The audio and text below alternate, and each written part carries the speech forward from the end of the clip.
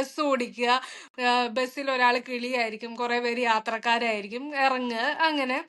പിന്നെ മറ്റേ ഈ തൊങ്ങി കളിക്കാന്ന് പറയും, എനിക്ക് അറിഞ്ഞൂടാ. അത് നമ്മൾ ഒറ്റക്കാലയിൽ ഇങ്ങനെ കളം കളം മനസ്സിലായി. വരച്ചിട്ട് കൊച്ചൻ കുത്തി കളിക്കാന്ന് പറയും ഐ തിങ്ക് ഈ അവിടെ ഭാഗത്ത്. എങ്ങനെയാണ് Yeah. പറയുന്നത്? ഉം, ഉം, നമ്മളിവിടെ ഉം, തൊങ്ങി കളിക്കാന്നാ പറയാ. ഉം, അത് അത് കളിക്കും, സാറ്റ് കളിക്കും, ചീട്ട് കളിക്കും, പിന്നെ ആ, ബാഡ്മിന്റൺ, ഉം, ഉം, ഉം, ഷട്ടില് കളിക്കും, ഉം, ഉം, ഉം, കള്ളനും പോലീസും കളിക്കും. കളിക്കാത്ത കളികളൊന്നുമില്ല. അങ്ങനെ എല്ലാ സെറ്റ് കളികളും കളിക്കും.